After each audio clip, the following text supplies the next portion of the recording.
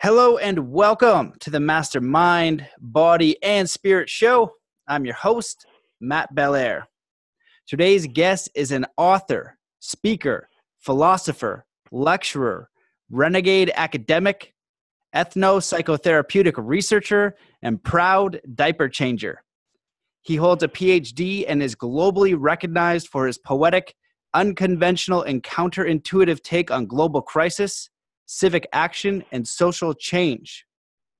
He is executive director and initiating co-ordinating curator for the Emergence Network and has authored 2 books.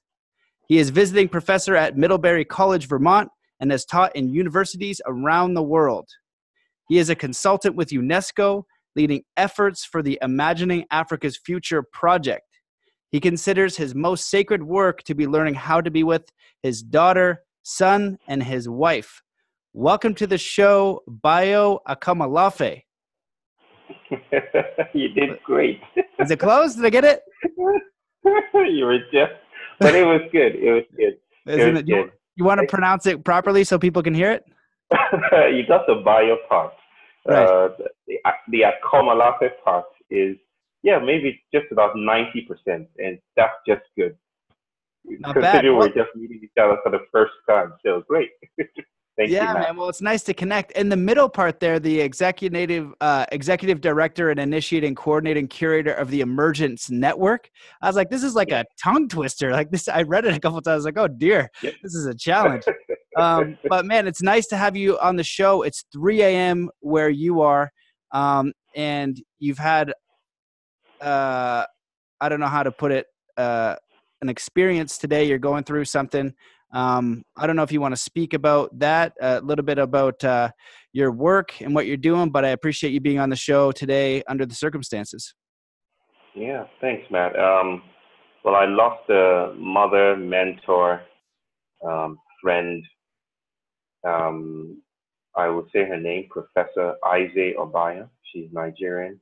And she basically is, there's a Japanese tradition called ikebana that deals with the arrangement of flowers, so floral arrangements to beautify or decorate something.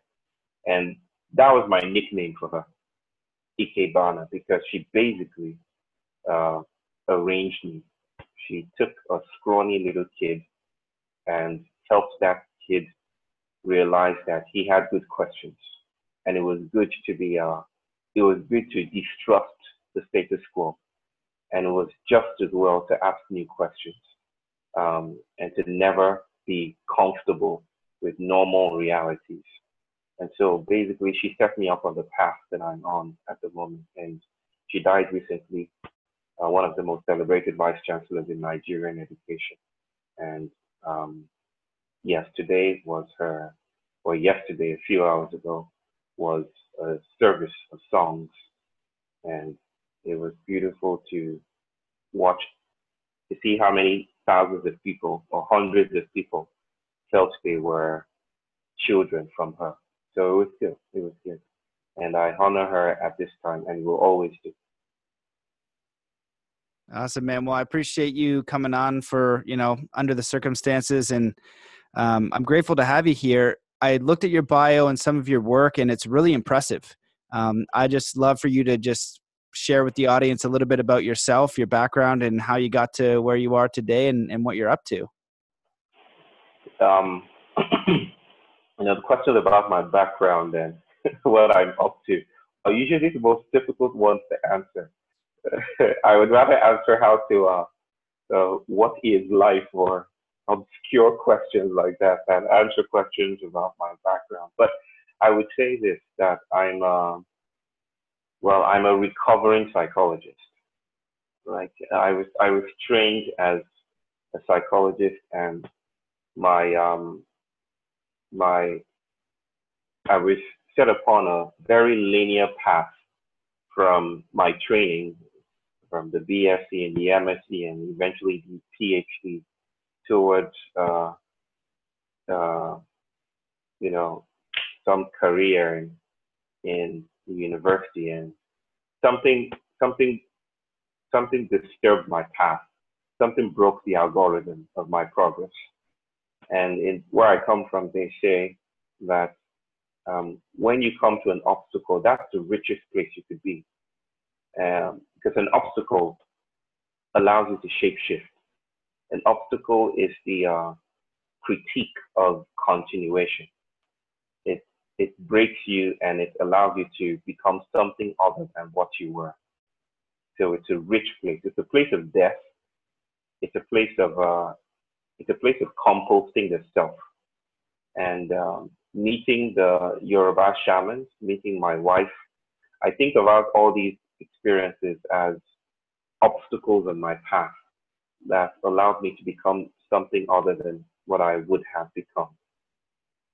Straying away from the algorithm of what Bayo would have been. I taught in university, still do. Grew up in a land that was defined largely by the Christian faith.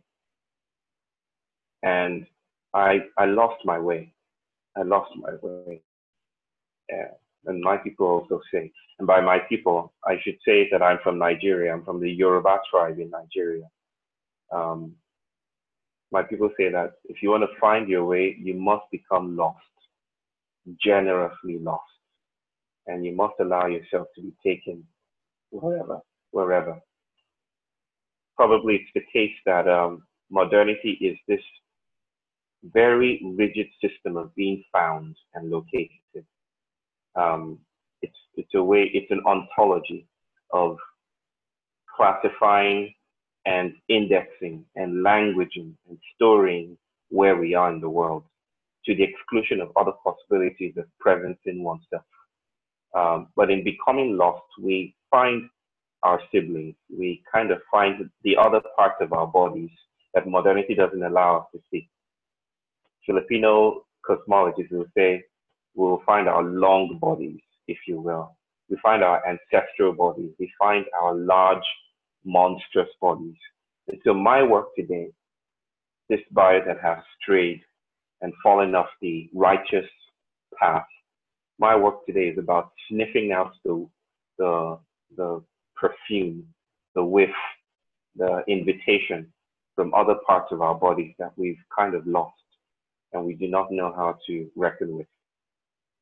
So that's me in a poetic, non-specific, lyrical sense.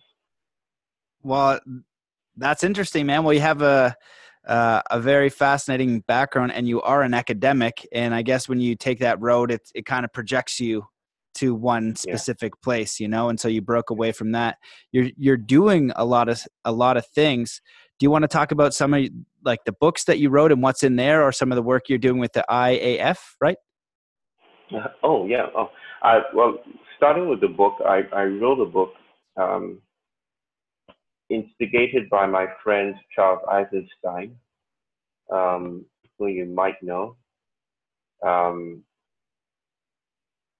wrote a book called These Wilds Beyond Our Fences, Letters to My Daughter on Humanity's Search for Home. And the book was basically about the promise I made to my daughter the first time I saw her, the first time I held her. It was basically the promise I made to be a good father and to prepare her a home in a world that is largely structured to make her invisible because of the way she looks, because of her race, because of her gender. And I wrote those letters to her. They're a form of letters to speak about a world that I may never be in touch with. I may never step foot in. I don't want to call it a new world. I don't want to project some kind of linearity of history that we're heading towards this grand age where everything will be neat and tidy and good and just. But I wrote about a world that I hope notices her and sees her for all the beauty and all the dynamic transraciality. I came up with a word or decided to reinvent the meaning of a word called it transraciality, basically speaking about how we are part of each other and how we come from each other, and how the postmodern discourse that we're immersed in today doesn't quite touch on the dynamics of how Matt and Bayo are rapturously entangled with each other, in spite of how we might see our races. So that's what I do intend in terms of writing and speaking, just basically hacking into the normative and inviting people into the shamanic and saying there are other ways of seeing and participating and practicing the world and listening to it. What if the problems that we count as problems, what if the way we see those problems is part of the problem? What if there are other ways of thinking and dancing with this?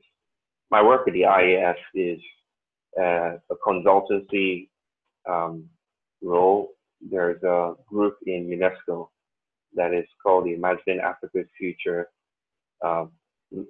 which is basically about saying the future that has been promised to us by giant institutional processes that says by this year we'll all be this. What if there are other futures?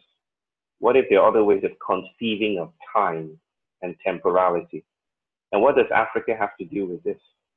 So if you know anything about the continent and the history of discrimination and subjugation and oppression and colonialism, our own ways of seeing, our own ontologies, our own ways of knowing the world are suppressed or basically denied. Our philosophies are pushed aside. And we're invited to think that the only way to think about the world is in this modern, incredibly white sense. And there's no other way to think about the world. But there's an invitation afoot. There's a plot afoot in the world today that says, hey, look closely. There is no foundation to civilization. There are many other things you could be accessing. And basically my work with those processes are to open up space for that. Yeah. Well, yeah, that's interesting because for me being here in Canada, I only get the tip of the iceberg about what's happening over there and, or even in the world in general, we're really lucky. Right. I'm really lucky to be Canadian. I'm really lucky to have the opportunities that I have. And I think a lot of people, like I've done a lot of traveling and seeing in different ways countries work, different opportunities that people have. So it's important, like we have a lot of luxury here and I think people miss that. So I think that the work you're doing there is important and hopefully it will end up fruitful. What I wanted to ask about as well is you have a course on the Young platform, which looks really fascinating. I kind of dove through the course curriculum and I like basically the outline of it. So I don't know an intelligent way really to formulate a good question, like to begin with, because it's really like, as I'm looking at it, each one I imagine is pretty deep. Do you want to like walk us through like what the intention is behind the course and what you hope to give people with it? Okay. The course is called Making Sanctuary, right? And I could tell you a story about what that means or what evoked or called for that. But I'll just premise it. I'll just libate the ground a little, if you will. So most of us grow up in circumstances and do not actually understand the textures of those worlds that we are immersed in. I grew up in a country and in a time when I was told that the only way to actually be proper, to be adequate in the world, was to deny my own indigenous realities, was to speak like the BBC reporters on television. And so our principal will literally wheel out a television screen and invite us to approximate the manners of speech that we were listening and watching. And basically it was a way of saying, hush, just shut up and keep quiet and forget all your histories and wisdoms and the dynamics of your own body and your own context, and listen to this, watch this. And that's the essence of colonization. It's about denying context and noticing the universal, the so-called universal. And so most of us are brought up in lands and in a time when that I would characterize as modernity, that basically hides from us how much is subsidized for us to actually have the things that we have. I don't know if you know this story by Ursula Le Guin. Do you know Ursula Le Guin? She's a sci-fi writer, beautiful writer. She died recently. And there's a beautiful story about a town she called Omelas in one of her books, a short story. It's called The Ones Who Walk Away from Omelas. And in that story, she tells a tale of the most advanced city that you could ever imagine. Imagine all your dreams about justice and well-being and all of that just became embodied by one central city. I don't know where you are in Canada, but like Vancouver or Toronto, I'm not sure where you are, but imagine that your city became an exemplification of all your highest values. And that's what the author invites us to notice, that this town is it's happy, it's scientifically advanced, they're emotionally authentic and real to each other. There's integrity, there's political stability, there's even righteousness on the scale of, moving into the religious dimension. There's beauty everywhere. There's cultural appreciation. And we're led to imagine that this is the highest we can ever seek to imagine, we could ever try to approximate as a species. But somewhere in the dark corners of that city, there is a dark, wet place where there are wardrobes and closets. And in those closets, in one of those closets, is a child. In fact, the author refuses to call the child a child. It just says it's an it, because of the level of depreciation and dehumanization that the child has experienced. And so the child is there in the closet, and the child is locked up, hardly has any company, doesn't have any company at all, actually, and is treated like an animal, worse than a pet. The child occasionally sticks its hand out of the wardrobe and says, "Let me out, I'll be good. I'll be real, I'll be okay, just let me out. Someone just give me some company," but no one responds. Once in a while, the door opens to the room and someone slips in some food to the child and walks away. So the child is like imprisoned. Now you would imagine that in an ethically just society such as this, everyone, or no one knows about this child, but it's actually the case that almost everyone does. In fact, the city takes it as part of its practice to introduce people to the existence of this child. They literally have tours that pass by the child and say, "That's the child, that's it right there." Now, none of them try to set her free, because in the moment that they do, in the moment you reach out a hand of compassion to this it, to this dehumanized it, all of the city's progress would die. All of the city's happiness would disappear. All the advancements, all the sense of justice, everything would disappear. The lives of millions of people would suddenly perish or disappear. And that's the paradox, that's the riddle. And so, taking this in, some people cannot stand it and they just walk away from the city, not knowing what to do. And now I tell you this story because I think the author uses this as a way of inviting us to notice that bodies have consequences. And some of the time we're not invited to notice the it, the excluded, the marginalized that live at the edges of our normalities, of our suburbia, of our everyday existences, of our luxuries. And until we come to terms with that, we will continue to perpetuate a modern day crisis that is leading to climate change being the least of them. Not just climate change, not just biocultural degradation, not just the loss of species, not just the toxification of our oceans, but the very death of what it means to be human. And so this course is basically about unthinking mastery. It's about noticing that for a long time we have approximated or tried to think of ourselves as gods, as lords of creation, gliding over the surface of things, never exactly alighting to the ground, never exactly feeling our entanglement with the earth. And that's mastery. That's a paradigm of mastery. And it's gotten us into a lot of mess. It's gotten us into colonization, imperialism, the fascist desire for walls now. It's gotten us into a lot of mess. And now we must come to terms with that.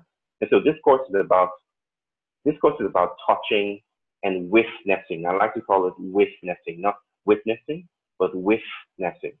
It's about witnessing the excluded. It's about noticing the world that has been pushed aside and then staying with that trouble long enough, like an obstacle, to be shape-shifted by it. That's one entry point. Holy crap. Well, man, that's super powerful. I was actually talking to my partner today, and I was basically expressing, because every now and then this will happen, I get real upset about just the world and how it is and how it seems that nobody gives a F-bomb, like a hard F. You know, it's just like, why are we not paying attention to this stuff? You know, and like talking with the Native American elder and studying with him last summer, you know, he's always giving money to homeless people and things like that. And he's like, look at them and get their name. And I consider myself to be a pretty kind and compassionate person. And I would give, you know, homeless people money here and there. I would do that, but I would never get their name. And it's like, oh my, like, where's the humanity in that? And so, you know, you're opening up a deep can of worms here. And I've recently had I went to the Parliament of World Religions, and that was a challenge. And I had to write about that because I want to be compassionate towards people's beliefs. But when you discover something like your school, like who was telling you that, like the Native Americans, you go to those tribes that came over, and Catholic Church and Christianity, they basically, you know, they did really terrible, terrible atrocities to the indigenous, and they are doing it in Africa. They did it in Africa, you know, telling you to not be it's just incredibly fucked up, awful, you know, like sweet home Alabama, so bad. I just want to swear a long slew of words. And it's so crazy because the compassion part comes for like people who go on those missionary things, you know, they believe they're doing a good thing. You know, they believe it's good, but that's what colonization is. It's like, I equate it to Nazi Germany. It's an intense thing, but it's the same because, you know, when people were in like Hitler's army, there were good people in there, but they were following like a directive. You know, where are these directives coming from? Where are these social norms coming from? Even if you look at America and like, you know, what black people have to deal with still today, what they did, they only got rights like in the, was it 50s or something stupid? You know what I mean? They would literally, white people were just killing, like owning people. That's so recent in our history. That is incredibly frigged up. And so we obviously have a long way to go, especially with countries occupying other countries. So I guess I would throw it back to you and ask your take on social change, what we can do for these big problems that it doesn't seem a lot of people want to look at all. And then also as a side note, might be one and the same, but how do we get to that place, like a kid like you telling them to fit in and like ignore your culture? Or, you know, we even have that as like girls want to be look a certain way because they see it on TV. That's a little bit. You had the maximum version of, you know, a scenario. So how do you give like that person the courage to be themselves when culture is being so hard on them, to find that freedom and I guess connection to truth and life? And I don't even know how to phrase it well, but I think you know what I'm getting at. Right.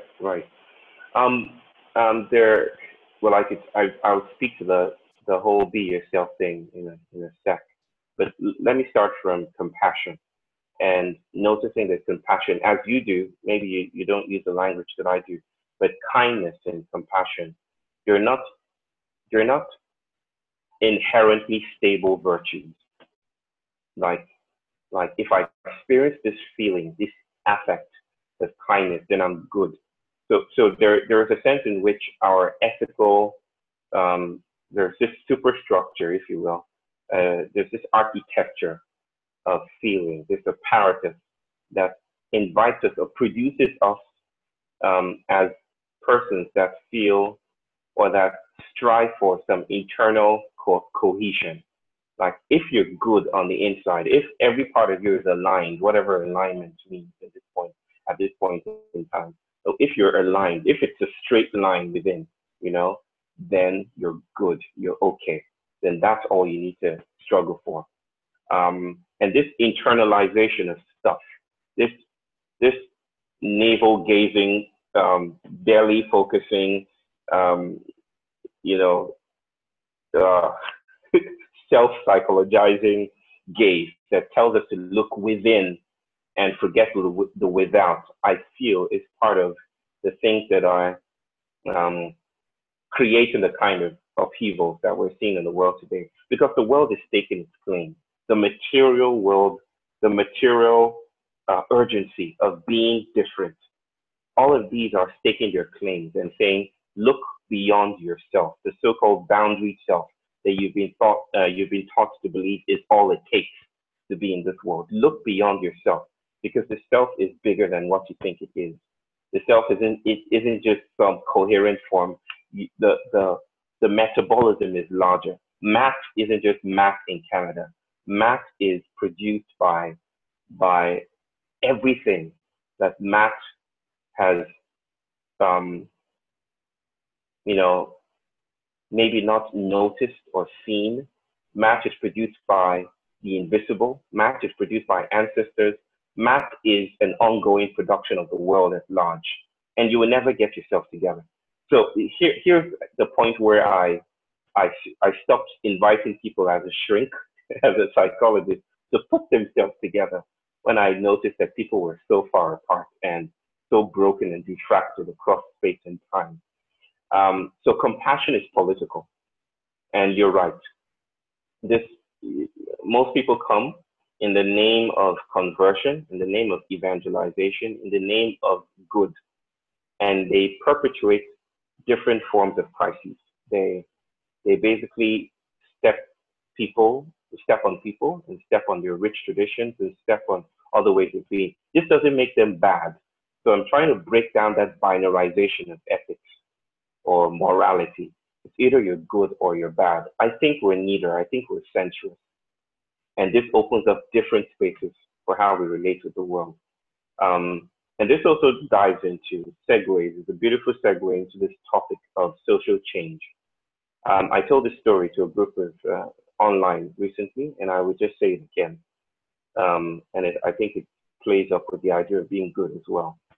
I read about 2 years ago, or I forget very easily whether it's last year or 2 years ago, a story about a lady who walked into Walmart. They don't have Walmart in Nigeria, thank goodness. But she walked into Walmart, and though we have everything else, we have everything else. I think we have McDonald's and KFC and all of that. She walked into Walmart, and she bought herself a bag, a brand new bag, and went home and opened up the bag. And within the bag, she saw a note.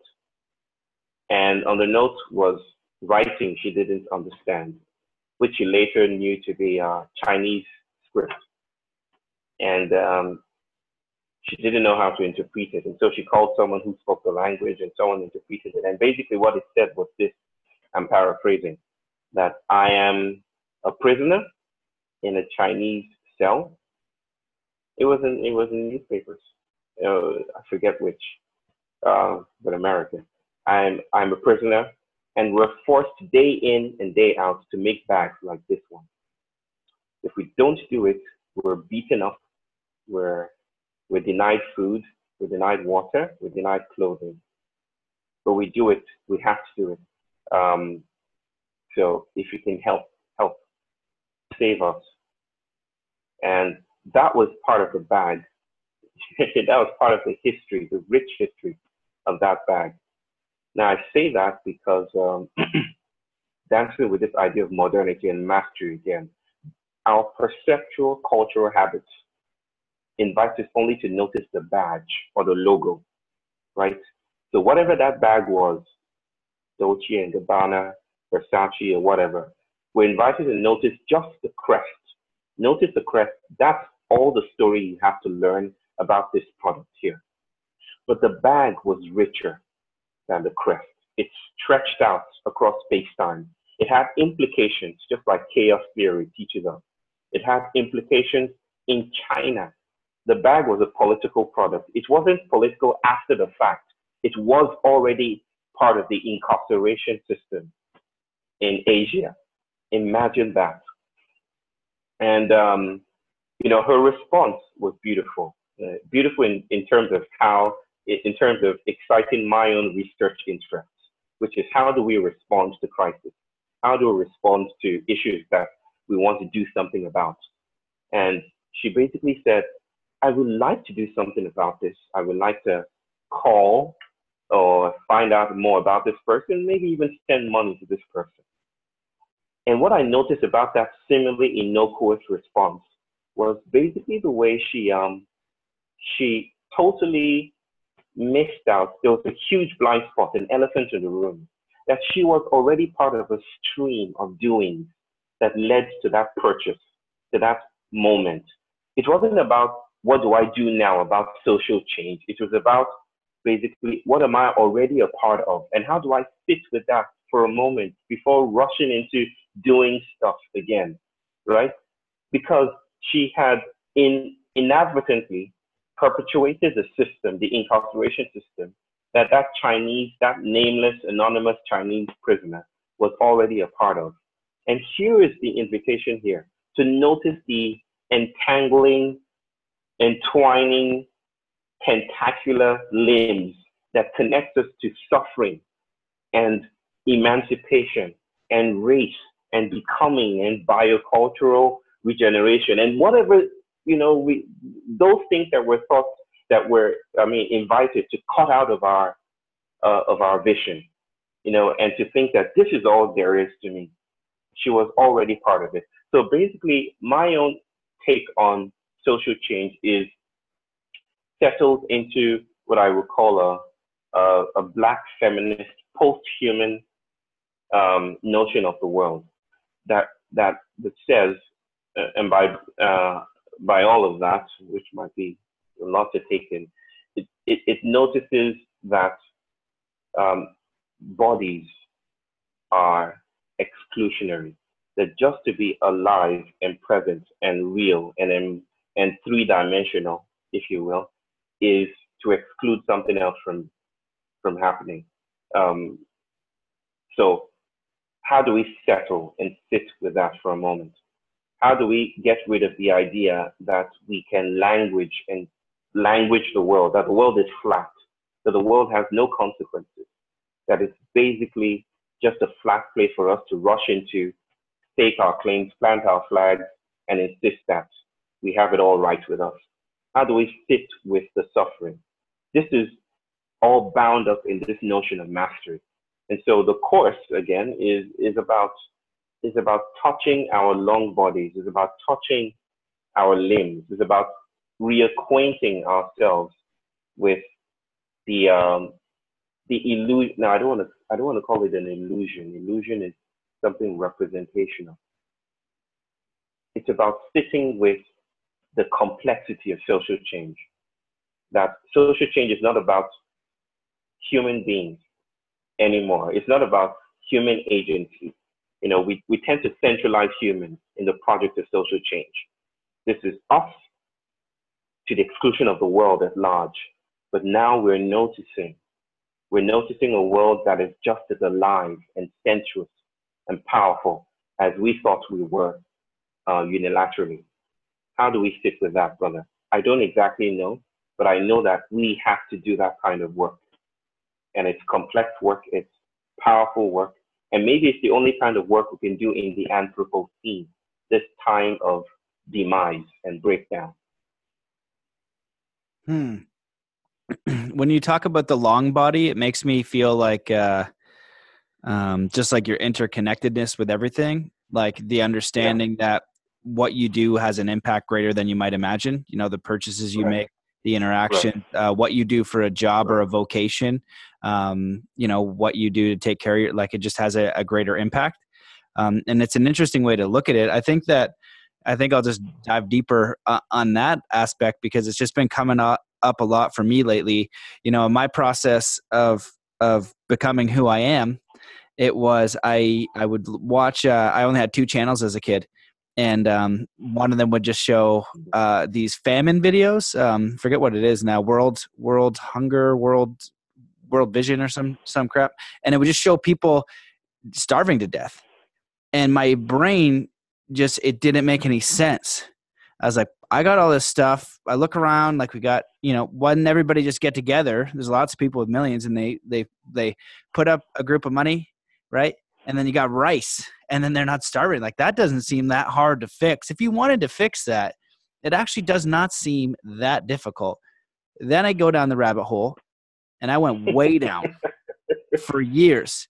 We're talking the money system. We're talking governments. We're talking all of that. I don't know if you've gone down those holes. We're talking energy. I live there. I live in those holes. Okay, cool. So then what I kind of deduce it for people who aren't in that, and like I would say conspiracy is just like kind of like truth of like the history of the winners, the kings and queens, the conquerors. You know, when you're going conquering, of course you're with the tribe. It's like, we have a better technology of warfare. Now we're going to take your crap. You know, that's what's happened. And then you have the books, and then with that book has to come a religion because you have to connect to something higher. And that's how everybody congregates, and you control masses of people since the beginning of time. You can figure it out if you do some research, but not a lot of people want to do that. So these systems are still in place. These organizations, these systems, these slow moving cogs of materialism and control and war and friggin' pretty much evil. You know, some people go, it's evil. It's terrible. What do you think, like from your perspective and your upbringing? And I find it interesting too. Some of the things, like, I feel like I have to be unnecessarily soft because they get like a scapegoat because people are ignorant to the fact of what they're actually doing. You know, then they get this like kind of pass where he's like, no, like that's actually like, let's just imagine you're living your life, a group of, well-meaning Christians, Catholics, Mormons, or whatever, with more money, more influence, come in. Then they create a school and a church from what you have a history of. That I don't know how long your history is, hundreds of years, thousands of years, thousands and thousands of years. They tell you what to do and how to connect to nature and spirit in their way, and they think they're doing a good thing. When you understand what's actually happening, why can't you just say it for what it is? It's like, look, I know you're well-meaning, but like that faith doesn't give you a pass to do something completely fucked up. You know what I mean? This is wrong in every sense of what it should be to be a human. And you're doing it systematically at a great scale, and it needs to stop. And I find it challenging because then I'm like in this world of like, look, it's okay to believe what you want to believe. It's okay to have those things, and it's okay to want to share it. But there comes a point when you're actually doing harm, and we need to be able to talk about this in an open way.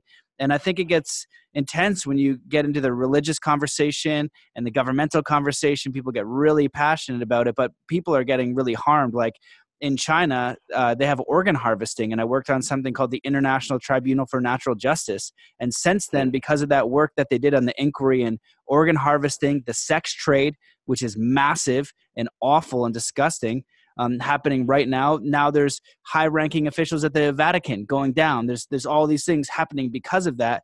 And it's not to say that people in those organizations are all bad. There's millions of beautiful people, but organizationally and from the leadership perspective, a lot of terrible shit's happening. And when you know that, and then they have so much power.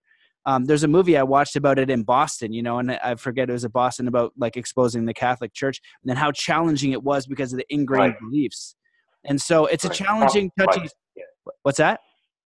Spotlight was the movie, probably. Spotlight, a brilliant movie. So, you know, I feel like on one hand, I feel so much pain and empathy and frustration and solid anger. Like, do I have to go Liam Neeson on everybody? You know what I mean? Is that the only way to get change? I become this super agent is like take everybody else. And then, but you know, when it's a money system, someone else is going to come in, kind of like take out the mafia head. Someone else comes in. So that's like my rant of like being just kind of sometimes the challenge for me is feeling helpless. And I'm just wondering if you want to speak on any of that rant and add or subtract. Because you've No, you know, you're one of those people who lived it a lot more intensely, you know? right, right. There, let me tell a story, two stories, if you will. One shorter, considerably shorter than the other. Um, the the first one is we were in Richmond, Virginia, a couple of years ago. I think 3 or 4 years ago. My daughter was turning 2, and we were living in this residential space that had a lake nearby and a swimming pool as well, accessible to the residents, of course. And I don't swim. And we're unschooling our daughter, struggling with what education might mean in this time for children of the Anthropocene, which is it's not another issue. It is part and parcel of what we're talking about thinking mastery and noticing the world in new ways, and what you've been talking about as well, Matt. So one day I came up with this crazy Jim Carrey-esque experiment and said, I will say yes to everything my daughter says. Yes to everything. Now, don't try this at home if you have kids, right? To anyone listening as well, I said, I'm going to say yes to everything she says today, just for today.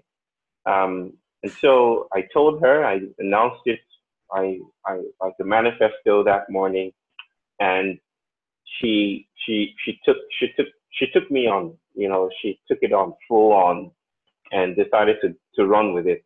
So here's this toddler. She says, basically, Dada, let's go swim. And so I say, yes, of course, yes, because that's where I'm at the moment. And so she dragged me out of the house in my flip-flops, and we're just going to the swimming pool, or so I presume. Because when we get to the swimming pool and I'm about to take the right turn into the space, she says, that's the swimming pool. And she's pointing at the lake. And I thought I'll be able to get by with swimming in the pool, or at least pretending to swim. But she turns me to the lake, and I'm like, okay, yeah, yes, let's go to the lake. And as we're heading to the lake, she decides, you know, just the things that children do when you give them space to do it. I think we should really follow our kids, ironically, instead of shaping them to follow our own systems. She says, stop. And I stop.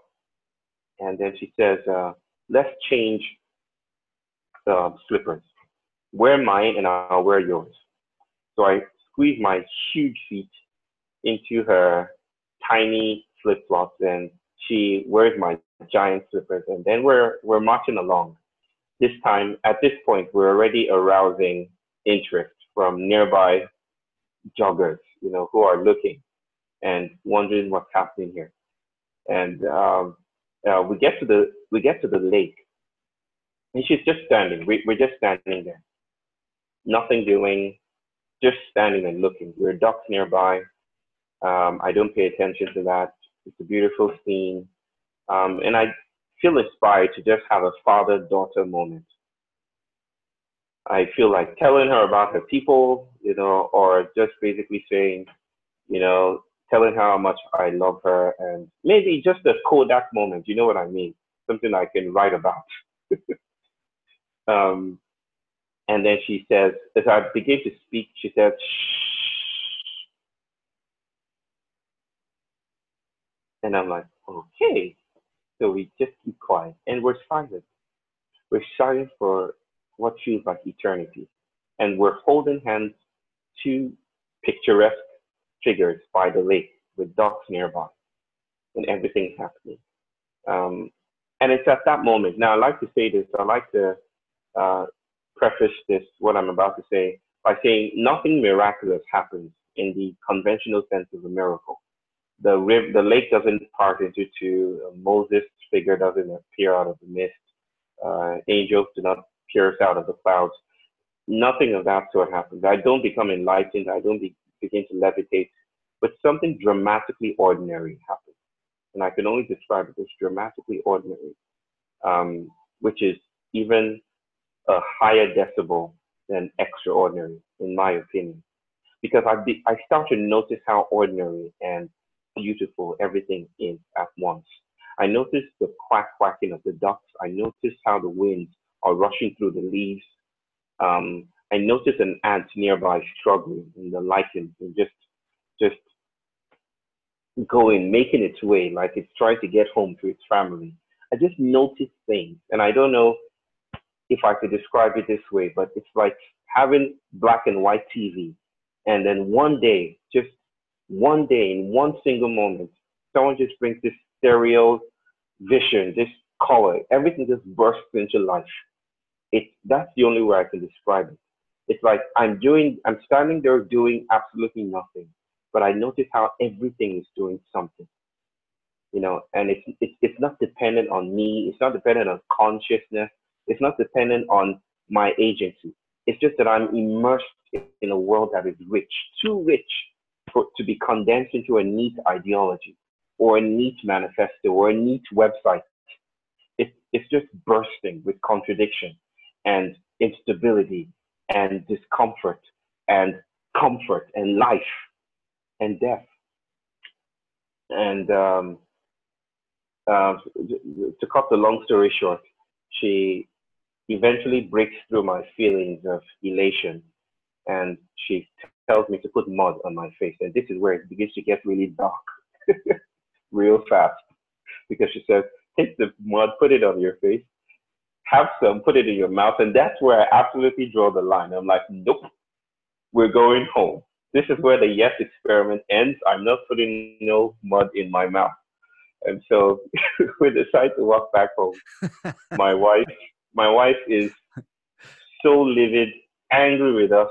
And she just does like this and sends us, I don't know if people are saying basically like that, and sends us into the bathroom and says, I don't want to hear it. Just you guys go wash. And I, in my book, I write that the stains washed up that day, but the only stain that remained was the stain of being touched by a universe, by a world that is compellingly larger than myself. And in fact, I don't even know what we're talking about. I just got lost in the story. Yes, I was going to tell you another story, and it plays with this one as well. You see, the thing about, those things we're talking about, my father used chewing stick. You probably don't know what a chewing stick is, but it was something like a branch, and that's what he used to brush his mouth. He was very modern and stuff, and stuff. He was an ambassador, but he used this. I used to run down the street. He would tell me to go buy this chewing stick, and they would cut it like just a branch. Nothing. They don't apply. They don't do some sonic driving or enchant the branch or something. It's just a damn branch. And they would slice it and make it white and expose its stomach, its guts, if you will. And I would take it back to my father, and he would use that to brush his mouth. And I always thought of my dad as primitive, because I was schooled. I was properly schooled. And I felt, this is primitive stuff, because I was part of a world that told me that the proper thing to do is to use a toothbrush and toothpaste and brush up and down, sideways, diagonally, and that's how to take care of yourself orally. And if you're using a tree branch, you're definitely primitive. And then follow that trajectory for a while. With brushes and toothpaste, we started to have this new ones that that have plastic stuff in them. I don't bother to know the name, but those plastic things promise us with incredibly rich graphics on TV, showing in 3 dimensions how they whoosh into the scene and kill all the plaque and everything that is plaguing us, basically. And so we went for those ones because the other ones were inadequate. And so we went for the ones with plastic. And now we're in a stage where they're telling us, no, fluoride is bad. It's bad for you. And those plastic things we promised you would take care of you, they're actually seeping into your sinks and back into the ocean and into the fish that comes to your table. And so you're eating poison. And you're in a toxic, carcinogenic system. And so maybe we should use healthy, eco-sensitive products like a tree branch. And so we've gone like full circle and we're back. And the things that were once primitive are now enticing because the modern project is collapsing. And so let me say this as well, that I write about whiteness a lot. I don't write about whiteness as a system of recognizability, using the term of a writer called Rosie Braidotti. I don't write about it as an essentializing attribute. I write about it as a pyramidal scheme, a large terraforming machine that arranges bodies in a particular power system and notices some bodies as privileged over other kinds of bodies. And this is what I call whiteness. So that it's not the sense that Matt is intrinsically white. It is a sense in which maybe we are all part of this system of whiteness.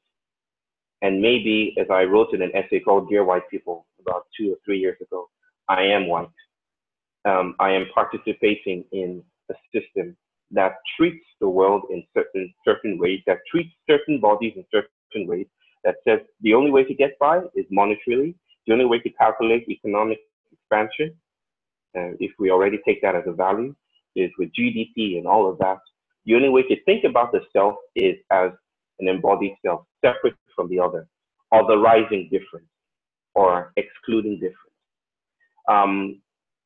And so we're kind of locked up in a system of power that is problematic because it doesn't allow me to reach out to you, Matt.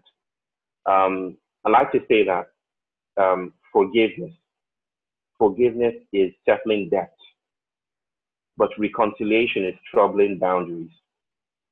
And I think that's where we need to move to now, because we're kind of locked in a side conversation. I'm on this side and you're on this side. And sometimes we need to do that for survival. We need to raise up walls. We need to defend values. We need to defend history. We need to fight against the rage, the flattening rage of modernity and its insistence that nothing is alive and we can plant an oil pipe in this river and damn you to hell because the world is opened for us. And why shouldn't we do it anyway? We should listen to your mountains. Mountains are not alive. So there's a time to defend. But I think that kind of work can be complemented by something different. And that other thing is about composting whiteness. Composting whiteness, of course, meaning, if I could speak about it in a single breath, it's about noticing our long bodies. So it's about noticing that Matt is connected with me in a way that the enemies of my ancestors are also my ancestors, as Stephen Jenkins would say. That we are connected and sensuous and sexy in rapturous ways, and that we have to stay with this, and we have to meet this and reconcile with this. So the work of reconciliation is about troubling the boundaries between ourselves. It changes our notion of social change. It changes our notion of trying to fix the world because we cannot fix the world. a world that is larger than our ideologies, our ability to describe it definitely cannot be fixed. How do we humble ourselves in a time of crisis? How do we come down to earth? This is the question that animates my work, the course that is coming, and probably I hope I've spoken to some of the themes that came out while you were speaking. Yeah.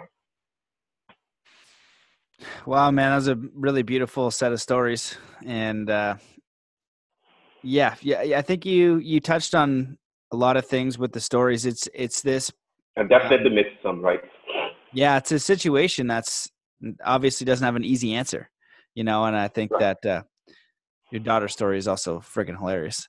But I love when you said dramatically ordinary, and had a discussion with a new friend, Daniel, and he has been with these teachers that came from Taiwan. I'm actually in Nelson, British Columbia. So I'm in like a small mountain town in the middle. If you imagine like Canada and like those like remote kind of Canada, I'm kind of like that. This little town. It's awesome. But he's been studying with these two Tao Te Ching teachers for 5 years. And they came from Taiwan because apparently they got some sort of spiritual message to come to the mountains in Canada. And they have this little tea shot. And they've been doing it for free for years. And these two old people are legit. And one of the things that he spoke about, I watched him. He did I was there present for his first teaching, and he chose a chapter, and he talked about being saying that this is the life that you want. You know what I mean? Like we want to be in this is the human experience, like this is the experience you're looking for. And I phrase it as this is the consciousness you're looking for. So when you're sitting there with your daughter present and everything opens up and you see and kind of get this idea of how vast it is, because in the spiritual world, right, we're looking for enlightenment. I was trying to find enlightenment forever. And we had a discussion on that too. And I'm curious your thoughts on it just as a general thing, because, you get to this disappointing thing because you think it's a state of mind where and this isn't to suggest that I'm enlightened. It's just what I've come from lots of research and friggin' trying every single thing. I'm going to get to this point. I guess as much. I'm going to get to this point where I'm just going to float around on a cloud. And what enlightenment is to me is, and Daniel kind of phrased it like this too, is like responsibility, showing up on time, being full of integrity, doing like understanding your long body, understanding the choices you make and how they impact people, stopping to help. It's not an easy thing. And that's why so few people do it. And when you have that awakening moment, like, oh, you know what? I could go do this and change this career that might be, not to pick on oil people, but for example, you put an oil pipe in the ground and, you're making oil. That's one thing. You pay for the bills, but maybe you want to do something else that would have an impact on one person or 10 people or a community of people. And you're now more aware. And so that's when it takes the courage to go act that way. And the first thing is understanding, and I like how you kind of phrase like sitting with it for a moment, that you're a part of this, that you are like, you have to fully accept also what's happening. And I see that as like a trait of what I would refer to as awakened man or enlightened person would be, or woman, would be you take 100% responsibility, and then you understand that it's not what I can get, what can I give, how can I help, how can I contribute? And that, if you kind of go with that kind of mind frame, it's a little bit different. You're starting to realize how much you're interacting with the environment, because what's been coming up a lot for me on the podcast and understanding these things is that we're living in such an artificial world. People give us this world and they perpetuate it through, used to be book. Now it's television, screen, social media. And it's just so artificial where you just sit with your daughter and look at the lake and then, oh, boom, like, oh, wow, I'm alive. And holy smokes, there's a lot of wild stuff going on when I'm present. And so it's beautiful. And on the flip side, kind of where we were going with it, and I'm glad we did, is just looking at, like, for me, again, those problems of the world that are so big and so vast and so heartbreaking. And what is it that I can do? Anything, I'll do anything. And that's how I ended up working with the International Tribunal for Natural Justice, volunteering for a few months, just trying to get the word out and helping them with their marketing and things like that, because it's so frigged up. So I think for me, it's just that, like you said, the first step is like having an awareness of just the big picture, and sitting with that and realizing that you are a part of it. And if you realize that and take responsibility, you can do something that will make an impact. It could be as simple as that, like you're super racist and then you're just like less racist. and then all of a sudden you're not racist. That's a could be a big win for a bit. You know what I mean? You have to like change it, like, you know, little baby steps, but then you tell your buddies, you know, to pipe down. I think it's such a vast, incredibly intricate issue. And I guess what I wanted to ask is, what do you have for advice on just like the personal journey? You know, people go through the world with incredible struggles. You know, you talk in your course here in the outline a little bit about like hope and hopelessness, changing the actor, which I'm curious about, but just advice for, I guess, understanding ourselves and our interaction. And if you kind of touched on it a little bit, but what is it from your view that a person could do, or a group of people, to make a positive social impact? Okay. So this is another rich one that, you know, that opens up a whole can of worms. And worms are not that bad when you think of it. They enrich the soil. And speaking of soil, and speaking about all the things you're wanting me to speak about, let me, without dismissing the rich and beautiful traditions that speak about enlightenment, and invite people to be aware, conscious, and present. Without dismissing any of that, let me put forward a totally spontaneous and conversational theory of endarkenment. and by that, I think that I'm referring to,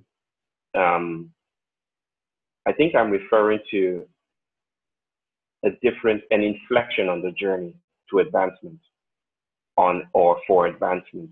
So spiritual paths. I like the way you said, you know, we can start out somewhere. Maybe you're super racist, and then maybe with some personal practice, you're in this less racist, and then one day, presto, you're Obama. And you're not as racist. You're not as racist. And it's a neat picture, I'll give you that. I was raised in that picture as well. I struggled with different traditions, and it was always about, how do I take myself on this personal journey? It made it easier for me to grasp or come to terms with. But when you grow up in a collective culture, the individual, the personal, is not totally vanquished or made invisible, but it isn't given as much prominence as it is in individual-based culture and cultures. Collectivist cultures notice the assemblage, if you will, instead of focusing on the unit. They notice the factory and not just the product, if you will. At least in my own appreciation of that. And I think that in many regards, we have overestimated or overemphasized the importance of our personal journeys. In fact, there's a name for it. They call it psychologism. It's about my healing. It's about my becoming less racist.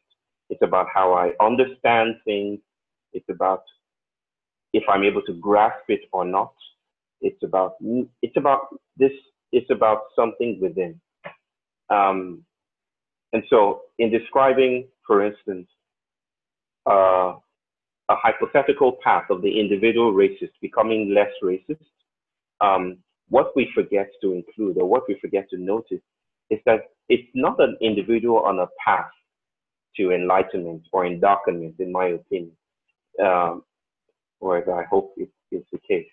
It's not that at all. It's the environment noticing itself.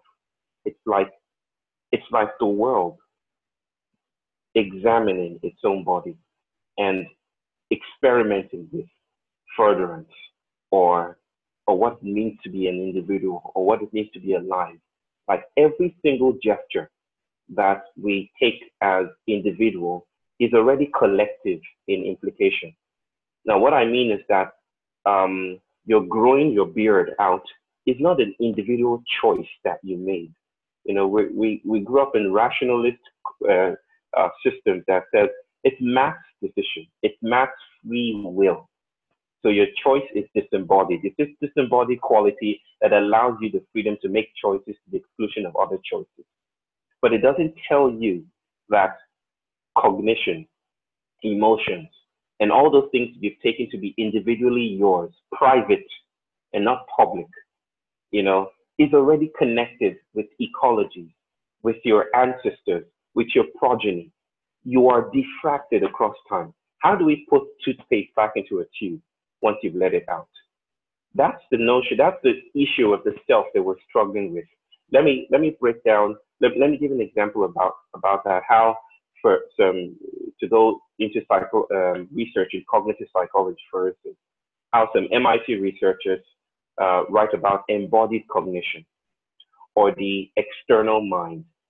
So the idea, for instance, that I'm making a decision based on my own rational free will and free choice and whatever, which is available only for me to wield. It's my own weapon. It's my inalienable right as a human being to make this choice, to have this quality.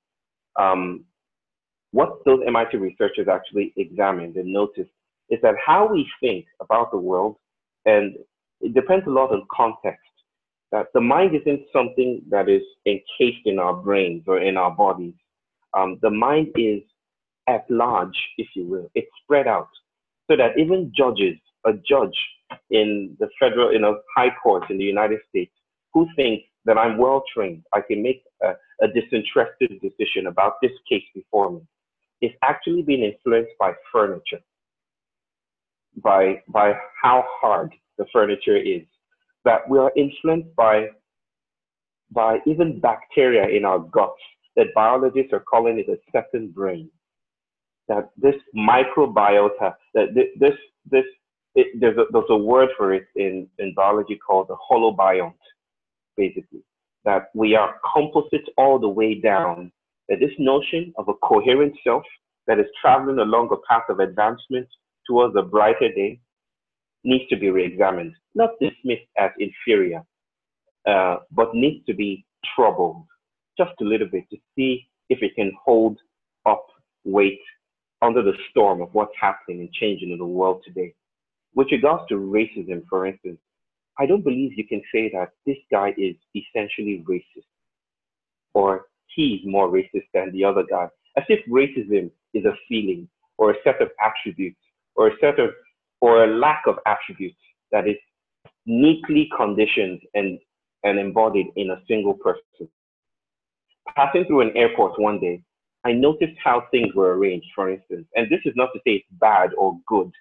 I would like us to disturb those binary configurations. I was passing through the airport as I usually do every 5 minutes.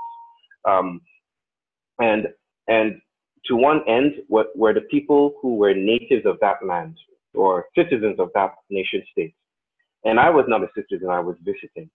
People who were visiting were placed in one side, and those who were citizens were placed on another side. And we were to pass this, we're to wind our way up to the immigration boxes and to get our passport stamped and get granted access. And I noticed how everything together, the furniture of the place, the cubicles, the stamps, the lights, everything was part of an assemblage that was producing or manufacturing how our bodies were moving. How certain bodies were privileged over other bodies. The citizens were obviously privileged over us because we were, and this is not to say it's a black and white thing. It just happened that they're citizens, and so they were privileged over those that are non-citizens. Now, if you think in terms of assemblages, there's a theory called assemblage theory that is by a guy called Deleuze, two guys, Deleuze and Guattari, and their work is quite unique and important in my opinion. If you think about the world in terms of assemblages, then it's not whether he is racist or not. We're invited to notice how racism, the affect of denying other bodies privilege, is produced ecologically, politically. It's not about my personal, it's not about being kind. I love to watch CNN. And then, do you think Donald Trump is racist? No, maybe he's a little bit racist, or 50% racist, or 70% racist. It essentializes and it loses sight of the other things that are co-producing bodies and co-producing mobility or co-producing potential and possibility. We don't notice these things because our perceptual habits teach us to think, what can I do? How can I progress? How can I become better? It doesn't notice that our food, the way we eat and the things we eat, even bacteria, could produce racism or reinforce certain ways of seeing the world and behaving in the world that denies other bodies access or mobility or privilege. So I say endarkenment because I think it's time to turn to the shadows. I think we're falling off like the Greek, the myth of Icarus. You know, we've flown so high that the sun has melted our wings and we're falling rapidly to the earth. This is humiliating, but I love the word humiliation because it's about touching humus, the earth, the soil, and the soil is dark and loamy and rich and composting and disciplining. And this is where we must fall today. We will not arrive intact. We will not arrive in a place where we can say, I'm holy, I'm good, I've arrived, I'm special. We will, and this is what witnessing is about, in my opinion. It's about suffering together with. It's about troubling the boundaries between you and me. It's about noticing the others, the collective, that is always a part of the manifold, and the manifold always a part of the individual. It's about noticing how large, and by large I don't mean to palliate or to soften or to appease the modern consciousness. I mean to say we're out of place, we're out of whack, and to come to terms with that is the work we have to do today. Bro, that was incredibly well put. There's a lot that I want to kind of try to summarize in that, but I 100% agree with what you're saying, because we have this, it's kind of like the golden calf, you know, it's just like this thing, and we're all like, enlightenment is that thing, and, you know, the new age, and even, you know, religion kind of is like that too. It's like the afterlife or later, and this is the thing we're going to focus on, this bright light, and we're not going to look at anything in the shadows. Meanwhile, in the shadows, we got homeless guy here, we got travesty over here, we got that. It's like, no, we're going to better ourselves in this. And, you know, what if the stiff reality is you got to actually go do something? And the real spiritual masters that I've met, which, you know, depending on what kind of bar you're setting, but mine's pretty stiff. These people are selfless and they're humble, and they don't, you know, they're actually doing something, and they do hard work. It's, you know, when I was down in Guatemala with the Mayan elder, he's like, you can change the word spirituality now to action, you know, actually doing something. And I think that that's what you're saying. And we need to break down some of these old ideas, because, you know, even in self-development or the pursuit of, you know, being a better me, it's still not really understanding that, that long body, that other, that impact, you know, like you can do those things, but also having a bigger awareness. And I kind of think about, like, you know, your Instagram and, or what people put on social media, right? And like, we're looking at like, this is us at the best day, but we're not looking at us at the worst day. And I think that, you know, people with shadow work can get a little bit nuts too, but like shadow work for me is just accepting that part of you. It's like we try to deny it. We try to deny like the judgment. Well, your mind will judge because that's what it's doing. It'll also judge the speed of a car. So when you cross the street, it doesn't run you over. So you might judge a person, but you just don't hold on to it. But you also accept that part of you as not like this dirty, ugly thing. Like, you know, it's just like accepting all parts of yourself and all parts of the world as they are. And from that sitting in it and that clear state of mind, you can have a greater awareness, like you were talking about, you know, the content and context. And this is something that came up in the lesson I thought was really good, is like understanding the context of the whole planet, humans interacting with nature, acting with other humans, with all these other things. You're looking at this whole context massively, rather than just the content of yourself, your I, and your tiny little community, and, you know, your own self, and, you know, the symbols you're putting on your body and the driveway and things like that. And just ultimately, like the most basic thing, just, I guess, going beyond materialism as well. We've got a lot of work to do. But it's not even to say that we must necessarily have a global view. It's like, if you're if you're in Totnes in the UK, this is not an ethical compulsion to know what Isolo or Mushi in Nigeria or Chennai is thinking about. I think we are in a spot in history that makes the local international simultaneously, so that we cannot get rid of these things. We're already impacted in large, increasingly powerful ways by things that happen across the other side of the planet, and so it's almost impossible to escape. But this is not an invitation to know what's happening across the world, not necessarily so, but it's an invitation to touch the circumstances of where we are.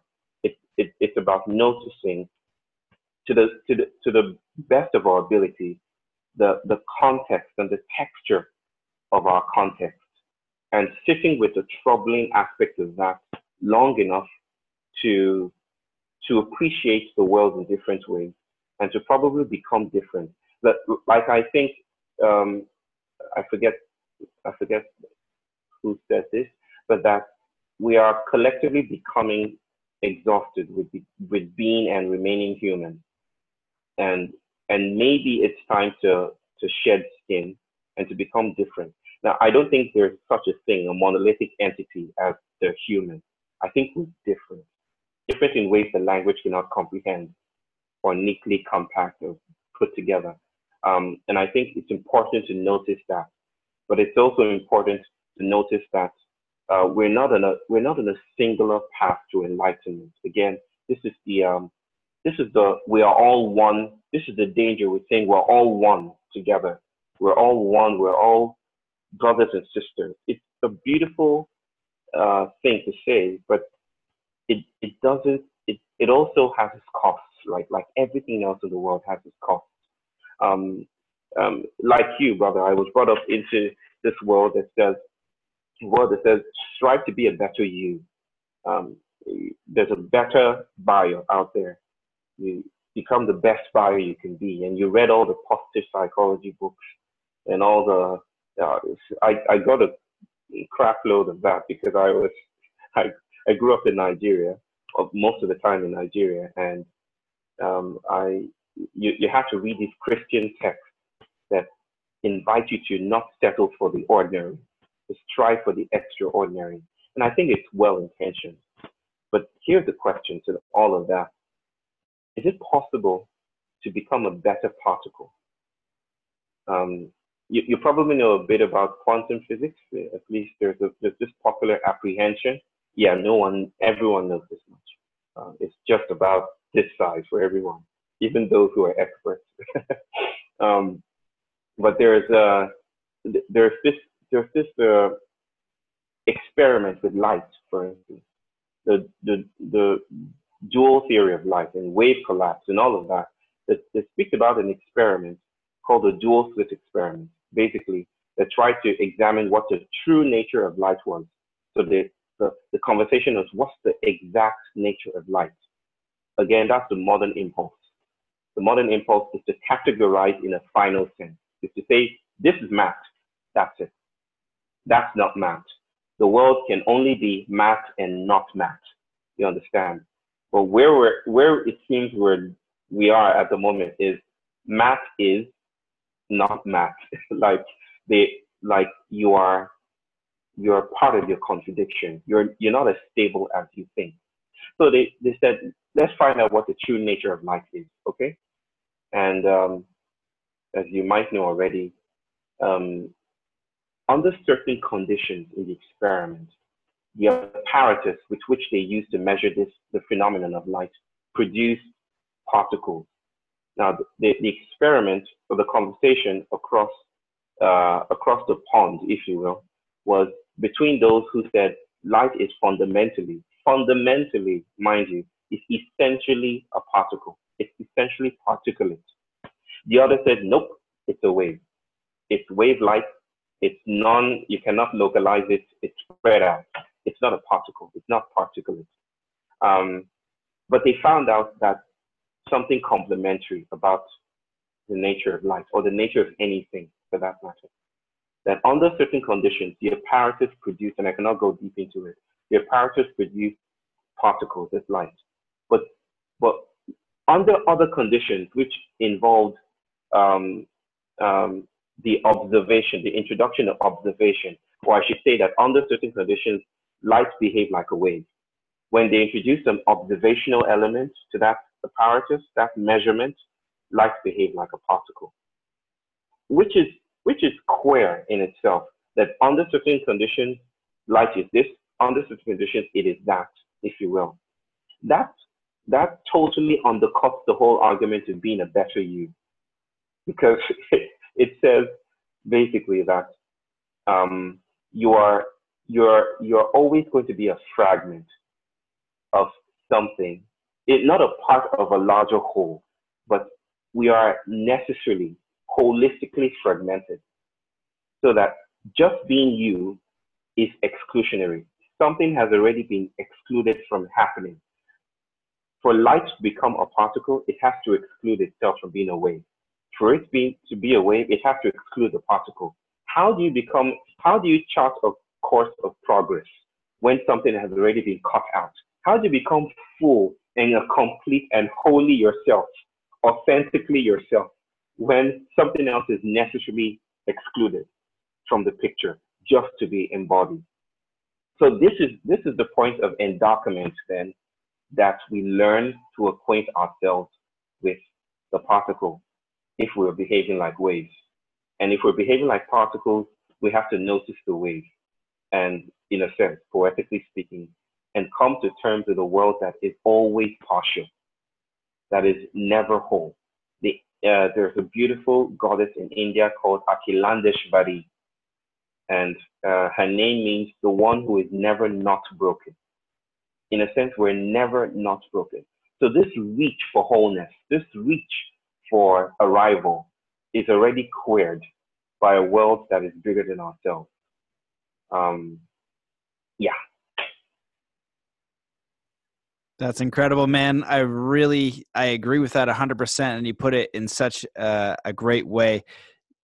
The way that I've kind of been coming to terms with that idea recently more and more is just kind of operating from a state of completion and like incompletion. You know, it's like to say your daughter is not complete at 4. It's like, you need to read some Tony Robbins. You know what I mean? It'd just be ridiculous. And then so we're kind of moving through this process, always feeling incomplete. And Alan Watts will talk about it, talks about the absurdity of personal development or like self-help. He's just like, who is helping who? It's like the absurd thing. And you put it in such a cool perspective for me, in a new window to deepen my understanding of that. And I think that's where kind of coming to grips to is like letting go of that idea of perfection. It's understanding it's unattainable, and just embodying what we are. Embodying where we are at that time. One of the teachings I had from the elder was contentment. And it was just like, can you be content right now? And not so much about like where you are in the world, but with who you are, with what you've done, with what you have, with what you know, and with what you're doing at that time. Can you actually experience contentment? You know, rather than if you're with the daughter and you're thinking about the article you got to write or things like that, you know, just being fully present in it. And it takes a lot of stress off of getting somewhere, right? It's kind of the carrot on the end of the stick. We're always getting somewhere. When I read this book, then I'll know. When I have this experience, then I'll know, and I'll be somewhere else, and I'll be something or have a state of mind. So operating from a state of like completion, but like incompletion at the same time, just understanding that you are limited. You're the particle of the wave. Like Alan Watson's another good one, saying like you're a wave in the ocean, just experiencing itself for a moment of separation, connected to the whole thing, you know, popping down. So a beautiful way you put it, man. I want to be respectful of your time, because I know it's like 3, now it's like 4:30 a.m. where you are, something crazy. Ooh, good conversation, Dan. I didn't notice the time. Oh, good. Well, yeah, man, just, you know, you really, just everything you put was, it was very wonderfully put and well stated, and such good perspectives to think about, because that's, you know, what your ideas are, what I've been coming to and deepening and accepting those more and more. You know, it's like it's kind of like, it's weird because it's a balance of like, you know if I put these practices in, I'll get a result, but also doing it from a state of like, I'm okay where I am in that process, and just really getting in touch with the process, getting in touch with that moment, getting in touch with where I am at that space, and having faith in the whole bigger picture and the context that I'm in. But is there anything that you wish that I had asked or that you want to talk about? You could feel free to elaborate as long as you wish. But just. So I'll say this, maybe this is final words, final spot. Story. We like to tell stories. Yoruba people like to tell stories. I'm actually writing a book right now, and it's about Isiah.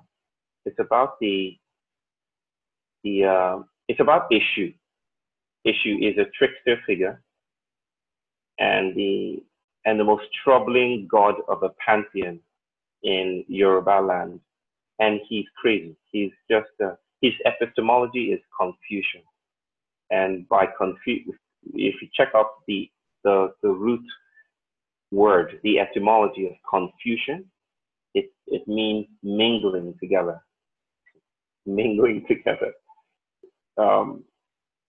So that confusion is a way to this is in some sense a way to describe entanglement. It's a way to describe how things mix, unmix, how difference occurs, how bodies become homogeneous, how they lose their homogeneity, how they lose structure, how they become sturdy. These are interesting things to examine today in a time when we're noticing that we're not that hot, we're not that great as a species. We're not all that, to put it in an American sense. We're kind of messed up all over the place, and it's okay. Yeah, it's okay, I guess. So I felt that one of the strands that emerged for me in our conversation was the strand of what do I do? There's a very strong sense of an urge for agency, social change, language, representation. That is, how do I do something about it? And it's beautiful. It's a beautiful urge. It's a beautiful impulse, and we need a place to hospice that, to hold space for that. Not to banish it, not to dismiss it, not to say you're not spiritually adequate, not to say you're not aware of what other people are thinking. We've kind of shut down the conversation. But to actually hold these feelings and these urges and these impulses, we don't have spaces for that. And I'm hoping to be part of spaces to do that.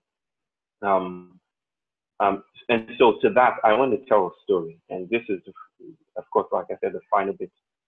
It's about the tortoise, where I come from. The tortoise is a powerful trickster figure, as I understand a coyote to be a trickster figure in America. Brer Rabbit actually came from West Africa through the Middle Passage of the transatlantic slave trade. So lots of these realities are already mixed. But tortoise, or Ijafa, as the Yoruba people call him, decides to know everything. He decides to go on a path of self-development, if you will, to language the world, describe it in a final sense, and master it. And so think of him as an employee of Google, if you will. Google's datalization or digitalization of the world is almost like what Isiah tried to do a long time ago. And so what he tried to do was basically find out the true knowledge about everything. So he goes to the eagle. How do you fly? And he writes it down. And he puts it in a calabash, a gourd that is hanging in front of his body on his neck via a thin thread. And he goes to Matt, how do you grow a beard? And Matt says, this is how, and he puts that wisdom in the gourd. He goes to Trump, how do you have great hair? Ironically, and he puts that, he goes everywhere. He goes to the ocean, to the sky, to rock, and indexes reality in a sense. Don't ask me how he did that, but he does it. And everything there is to know about everything is captured in that calabash hanging on this creature's neck. And so when you have that kind of infinitely valuable treasure, what do you do with it? You store it, right? You keep it. And so he decides to keep it in the place that is most inaccessible to everyone. At the top of the Iroko tree, the highest, the most noble, the sternest of all trees, because it also has, it also produces fruits, I think, that look like the bottom of a calabash. And so he decides to disguise it there. The problem is, Tertius is quite abbreviated, if you know what I mean. His limbs are short, and so he cannot quite wrap his hands around the tree. And so every time he tries to climb the tree to get to the top of it, he cannot even wrap his hands around conveniently because the calabash is hanging in front of his neck. And so he's struggling. He maybe gets a grip for a second, gets halfway and slides all the way down. And he keeps on doing this for days on end and never quite succeeds. Until, of course, in some stories it's the grasshopper, in some stories it's his son, but I prefer the grasshopper iteration of the story. The grasshopper is believed to be the stupidest animal. And so the grasshopper comes along and says, you know, I've been watching you for a while now, and I just wanted to tell you this. Give it a shot. See if it helps. Why don't you just put the calabash that's hanging from your neck on your back? Mind expanding, isn't it? So, see ya.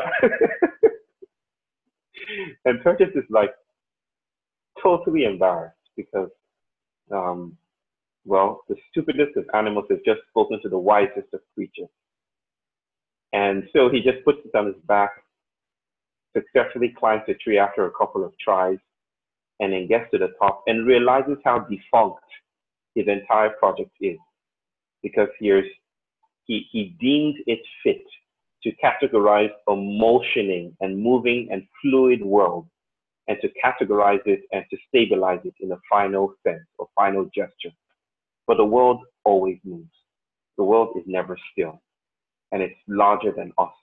And so instead of storing his product, he releases it into the wilds and lets it get free. And that's how we're able to think and work and walk and realize and understand and make relationships in the world today. And I tell that story because the project of modernity is also meeting very strong obstacles. I started with obstacles, I end with obstacles. It's meeting very powerful obstacles. The obstacle of the material world, the obstacle of our own bodies, the obstacles, and rhetoric is this languaging idea that we can still pass all these obstacles if only we put our sentences together, if only we tell the right story, if only we're enlightened. But we're met by things that exceed us. What do we do when we stand in front of a monster, when we can no longer proceed? What do we do when we're at the end of hope? What kind of rituals are invited in a place of hopelessness? How do we die properly? What does it even mean to die properly? What does demise invite us to notice and to play with? Is there some carnivalesque way of being in the world that we fail to notice in our linear trajectory teleological system that leads to this brighter day, down the path, down the tarmac to a brighter future? Or is there this time diffracted in the here and now? Do we live in a thick now that invites us to stay and notice differently and acquaint ourselves with the monsters that we've excluded in our attempts to build civilization? This is the question that I end with. I have no answer to that. I just have a vocation and an invitation. And I thank you for the invitation to talk with you, Matthew. Amazing, man. Those are really beautiful words. And this is an awesome story. And yeah, man, all of that was epic. And I 100% agree. And it's challenging. It's definitely a challenging perspective. And but it's beautiful. And I think it's real, you know. And for me, it you know, honestly, I don't think anybody gets out now without getting like that good old humble stick. And I've had a bunch in my life, but you know, the search of reading all those books and stuff like that, and kind of the endarkenment is a true thing, you know. And I think that for me, it's almost a process of, again, it's like I accumulate knowledge and then let go, accumulate knowledge and then or ideas anyway. And I like when you talk about languaging it, because really we have no idea what the hell's going on. I think Right. that the people who are more confident that they know what's going on, they really have they know what's going on less. Because it's unknowable and it's mysterious. Yeah. But I love the invitations, and I just want to thank you for coming on. Thank you for staying up late, 3 a.m. to do this, and a challenging day, but you showed up. And even when you said you could reschedule, but thank you for your work and everything you're doing. Thank you for what you're sharing. And I just appreciate you. And if I can support you in any way, let me know. Thank you, brother. Thank you so much for a rich conversation. Thank you. My pleasure. See everybody. Bye. Bye. Nice.